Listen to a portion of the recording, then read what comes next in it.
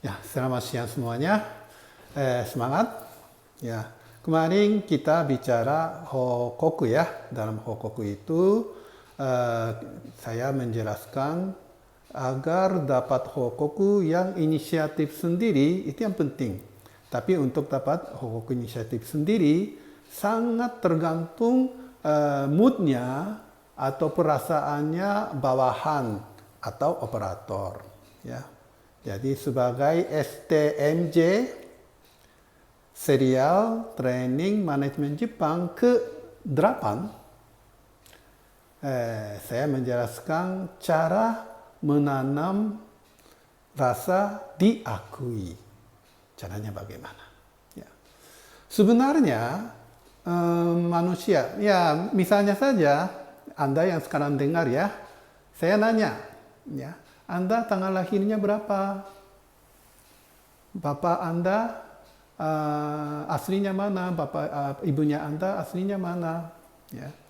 Biasanya itu kan saya waktu seminar saya nanya ke peserta seperti itu dalam sesi seperti ini. Ya.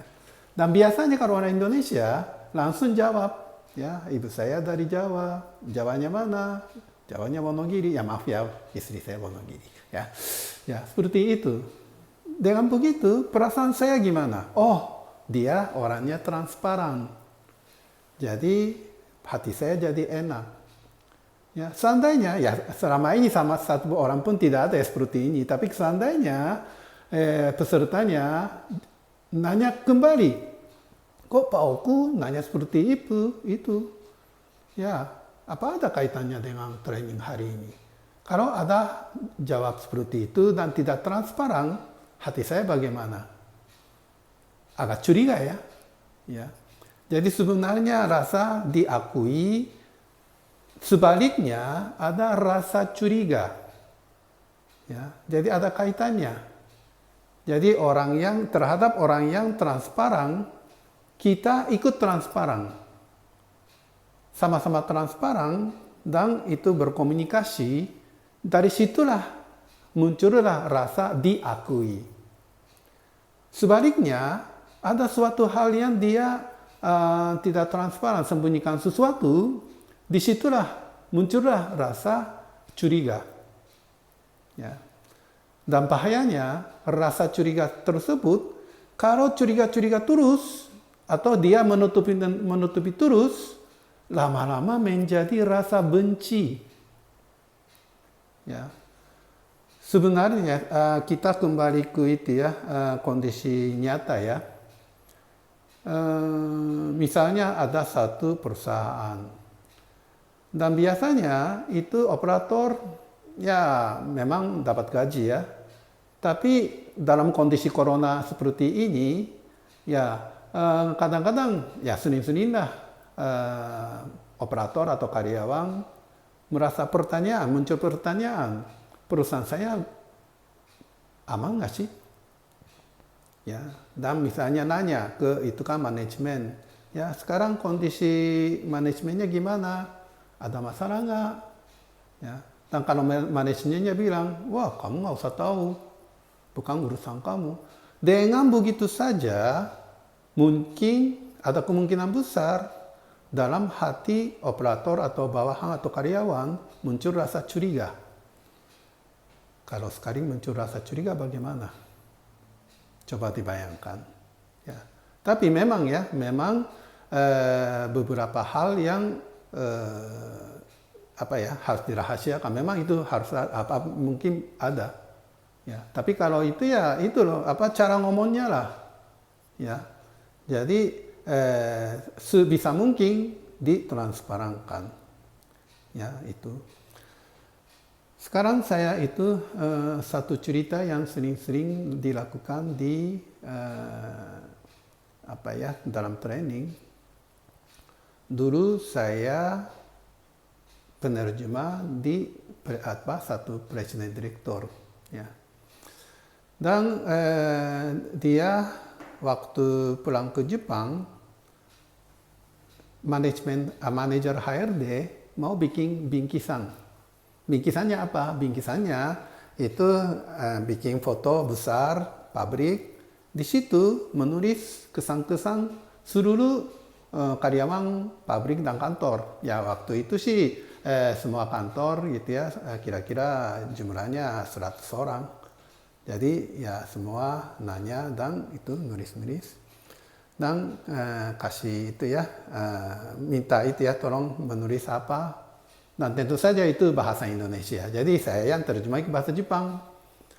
Dan waktu itu sebenarnya presiden direktur itu terhadap orang office atau manajer itu sangat keras. Walaupun ada sedikit salah pun tidak mau tanda tangan setuju. Makanya itu kalau bagi anak-anak kantor itu kesan-kesannya hampir semua agak negatif. Ya, ada yang bilang itu encerkan otaknya dong. Waduh, saya terjemahnya gimana?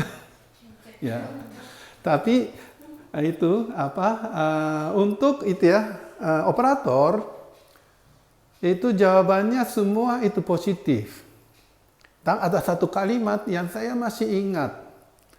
Itu adalah saya seumur hidup tidak akan melupakan shacho. Ya kalau presiden direktur bahasa Jepangnya shacho ya, shacho. Ya. Karena shacho anggap kami sebagai manusia. Ya sekarang pun gitu. Kalau saya terjemahin atau saya sebut kalimat itu, tahu-tahu itu ya merasa terharu gitu ya. Ya. Nah kenapa operator, ya semua operator, 100% operator kasih kesan-kesan presiden direktur positif seperti itu. Kenapa? Sebenarnya presiden direktur itu karena pabriknya nggak terlalu luas ya. Jadi paling tidak 1 hari 5 kali dia turun ke gemba ya. Gemba itu lapangan produksi atau tempat produksi dan hanya keliling-keliling saja. Dan dia di meeting pokoknya dia sering-sering bilang ya kita bisa dapat gaji karena apa? Karena operatornya kerja. Jadi harus menghormati operator. Tentu saja presiden direktur itu pun keliling itu ya tempat produksi dengan rasa seperti itu kan. Rasa itu nyambung ke operator. Maka operator kasih kesan seperti itu. Ya. Jadi tadi saya bilang untuk menarik hokok ya laporan proaktif atau inisiatif sendiri yang penting menanam itu merasa diakui. Dan untuk itu satu lebih penting transparan. Dan untuk untuk menarik kondisi transparan sebenarnya satu kunci adalah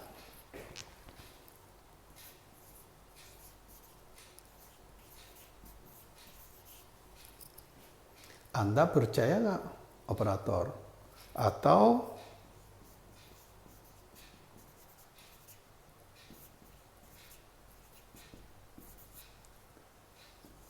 ada rasa nggak? Rasa terima kasih terhadap operator atau bawahan. Dan dari kata-kata dari rasa percaya dan terima kasih itulah operator akan merasa diakui. Dan karena dia diakui, maka dia melaporkan dengan